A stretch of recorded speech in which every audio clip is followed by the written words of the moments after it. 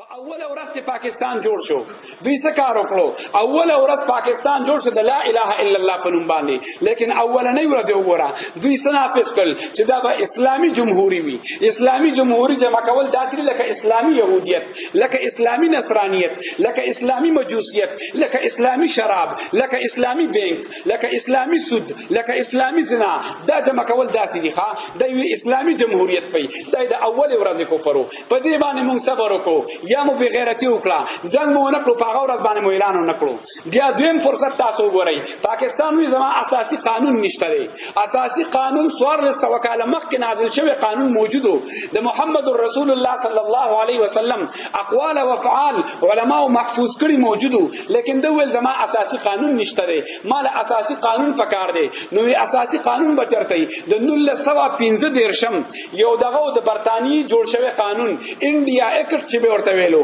هغه نافذ په ویزا د عارضی چلند لپاره به موږ دغه نافذ کو او بیا به آینده کې کوم دنه بیا بل قانون اساسي قانون بدان ته جوړ کو د الله جل جلاله قانون دوی ته نامنظور او هغه دوی ته په نشي حساب وي د سره شته نه زموږ اساسي قانون نشته او د انګريز قانون چې کوم دی هغه دوی ته قبول هغه دوی ته منظور هغه راواغستو په دې درجه کې هغه نافذ کو بیا موږ یا صبر وکړو یا مو بغیرتی وکړه په دغه مرحله کې موږ جنگ سٹارټ نکړو په دغه مرحله کې موږ جهاد نکړو په دریم فرصت کې بیا د ختم نبوت په نوم باندې د مرزا غلام احمد قادیانی ما یو پیره چاته ویلي ما پاکستان دا اولی ورځ کافرو ما ته وی ولې دا اولی ورځ کافرو ما وجه دارستان ته پوس کوما علماء فتوا کړی دا چې د کم سړی کفر صریح بواح کفر وی ښکارا کفر وی اجماعي کفر وی د هغه کافر په کفر کې شک کول څنګه دي علماء خو فرمایي کچا په کې شک وکړو کچا په کې توقف وکړو ها کچا ته انکار وکړو دا درې واړه کافر دي ما د اول ورځ نه ته وګوره تر دغه پوری تر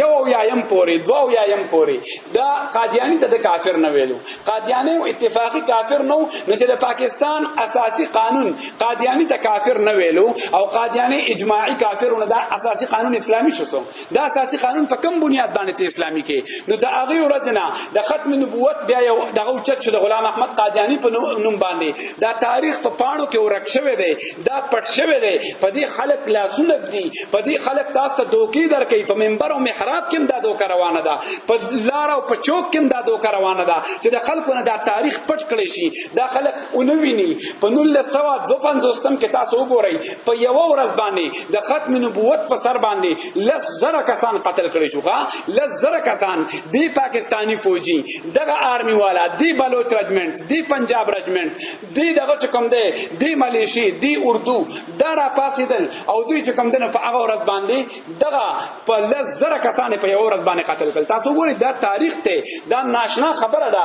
لس زره کسان قتل کړي د چا په نوم باندې د نبی د ناموس په نوم باندې دی مسلمان دی نه کافر کیږي د شناختی کارت بس د مسلمانانو جوړ کړی دی په پاکستان کې اسلام بس نه ختميږي نواقص د اسلام په پاکستان کې نشته دی دریمه مرحله داوا په دې مرحله کې یا موږ صبر وکړو یا مو بغیرتی وکړه خو لیکن موږ خاموش پاتې شو په دې مرحله کې موږ جنگ نکړو دا زموږ صبر دی څلورم مرتبه رااله څلورم مرتبه کې دوی د ناموس صحابه आवाज چت شو د ناموس صحابه आवाज چت شو سپاه صحابه را پاسیدل هغه ځای په ځای ناری او چغه شروع کړي د هغه اگر چې جنگ په دغه کې نو په منشور کې نو لیکن دوی را پاسیدل د هغه قائدین وشتل هغه گرفتار کړل هغه په جیلونو کې واچول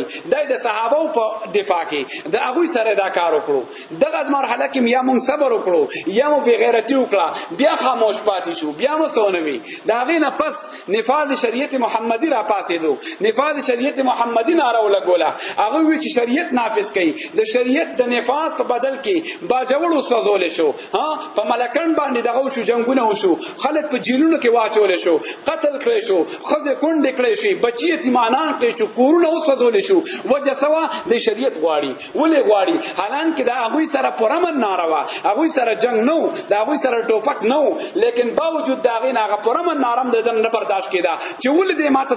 دا خبره کوي چې د الله نظام نافذ کا ول الله ترجیح ور کوي په ما باندې د کټکره د نه برداشت کیدو په دغه مرحله کې مونږ یا صبر وکړو بعض خلکو پکې جنگ وکړو او مونږ یا صبر وکړو ټول قوم یا مو بغیرتی وکړه دا مرحله م تیر شو دا غینه پس بل مرحله رااله بل مرحله چراله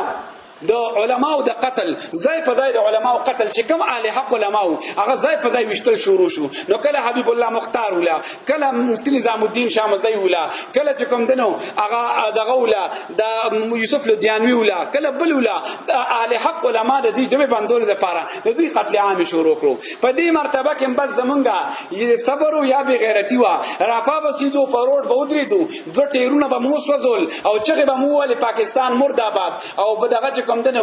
چې کوم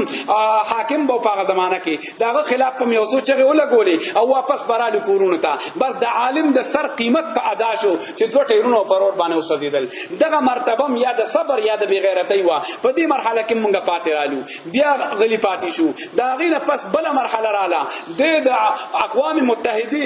دا پکې وا چې د اقوام متحده د عالمی کفر رکن وګرځیدو په ځان باندې هغه اومنل لا اله الا الله نواقص چې کوم د هغه په ځان باندې اومنل په دغه مرتبه کې موږ صبر وکړو خاموشي مو وکړه غږ مو نه کړو بیا خاموش پاتې شو بیا چې کوم د هغه نه پس بل مرحله رااله بیا مرحله دغه رااله د عالمی کفر سره په صف کې د ادریدو مسله رااله عالمی کفر را پاسلو د امارت اسلامی خلاف امارت اسلامی چې اول هغه د اسلام هغه نقشه مونږ ته سو کاله بعد سل کاله بعد یا د دین هم زیات وایا چې د دومره زمانہ پس چې کوم د دوی مونږ ته اسلامی نقشه خوله چې اسلام دې ته ویل کېږي اسلام چا په عملی شکل کې نه پیژندو مولا با دغه ویلو سبق په ویلو د حدود د قصاص او دغه شانته د عتاق او د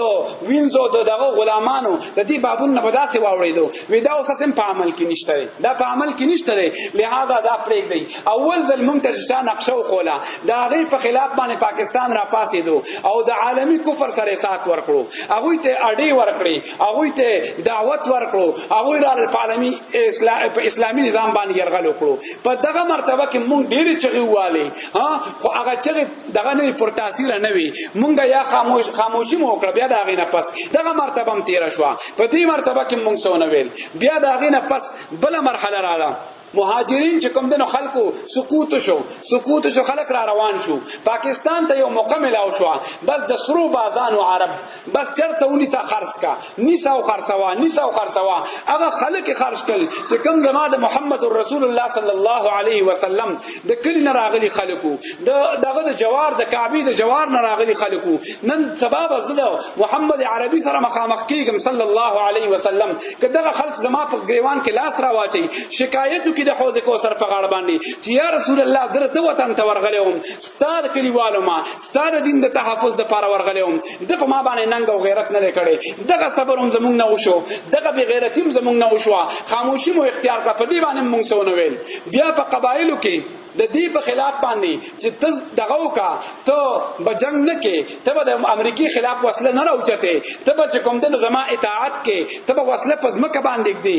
په دې شرط باندې پرېږدم او دغه خلاف بجنګ نه کې د دې دعوی په نه منلو سره بیا دغه خلاف جنگ شروع شو د قبایلو خلاف جنگ شروع شو چې د قبایلو خلاف جنگ شروع شو او دغه به ورته ویل چې دغه کم خلک چې راغلي دا مونږ ته حواله کوي چې دا نه اسلام منله نه پښتو منله نه غیرت منله دا خبره هیڅ نه منله لیکن دوی به چې دا مونږ ته حواله کوي چې مونږ یې خرڅ